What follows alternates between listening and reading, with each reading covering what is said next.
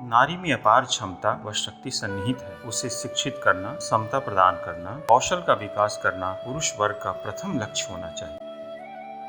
Woman's core and soul was forgotten in a way. She was considered immature and Kamini Ramini.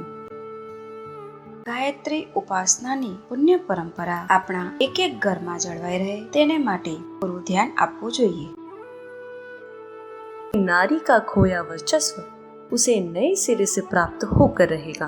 वह स्वयं उठेगी, अवंचनीयता के बंधनों से मुक्त होगी।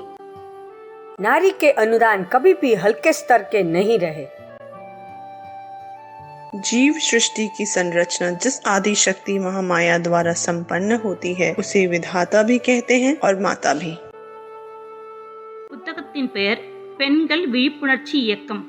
பெண்ணின் மிக உன்னதமான தேவி வடிவம், படைப்பு தொழிலை செய்யும் அந்த ஆதி சக்தி மகா மாயையை प्रथम स्थान नारी का और दूसरा नर का है। लक्ष्मी नारायण, उमा महेश, शची पुरंदर, सीताराम, राधे श्याम। नारी जीवन के दुर्दिन और दुर्दशा, कभी कभी भटकाव के दुर्दिन भी आते और अपनी प्रकृति अनुरूप अनेक का अनेक त्रास भी देते हैं। एक और एक अंक समान पंक्ति में रखे जाने पर 11 बन जाते हैं। एक को ऊपर व एक को नीचे रखकर घटा देने पर तो शून्य ही शेष बचता है। माता का कलेवर और संस्कार बालक बनकर इस संसार में प्रवेश पाता और प्रगति की दिशा में कदम बढ़ाता है। मनुष्य के अतिरिक्त प्रतिभावान प्राणियों में देव दानवों की गणना होती है। कथा है कि वे दोनों ही तिथि और अदिति से उत्पन्न हुए। अगले दिनों नारी स्वाभाविक रूप से अधिक समर्थ, कुशल और सुसंस्कृत बनने जा रही है। यह उसके नव जीवन का स्वर्णिम काल है। नारी महान थी, है और हमेशा रहेगी। मध्यकाल में रानी लक्ष्मीबाई ने महिलाओं की विशाल सेना खड़ी करके एक अनुपम उदाहरण प्रस्तुत किया था।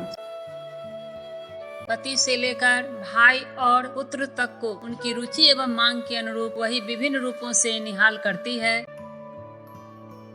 जिस देश की संघमित्रा और आम्रपाली अपनी सुविधा साधनों को लात मारकर विश्व के कल्याण के लिए निकल पड़ी।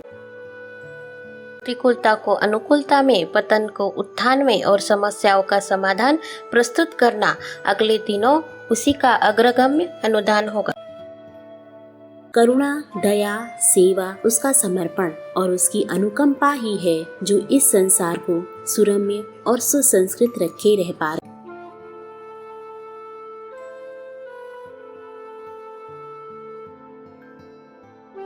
21મી સદી મહાન પરિવર્તનનો સમય છે। એની પહેલાના 12 વર્ષ યુગ સંધિના ગણાય છે। આ અવધિમાં સૂક્ષ્મ જગતની વિધિ વ્યવસ્થા ખૂબ પરિવર્તનો બનાવી રહી છે અને મહત્વાકાંક્ષી યોજનાઓનું निर्माण કરી રહી છે। એનું લક્ષ્ય સતયુગને પાછો લાવવાનું છે। આ સંદર્ભમાં એક મોટી યોજના પૂરી થશે કે નારીનું ખોવાયેલું વર્ચસ્વ એને ફરીથી પાછું મળશે। એ પોતે જ જાગૃત થશે। 21મી સદી નારી શતાબ્દીના નામે ઓળખાશે। अंधकार युग से उबरकर अनेक सत प्रवृत्तियों की तरह नारी भी अब नए सिरे से अपने वर्चस्व का परिचय देने के लिए ऊपर आ रही है।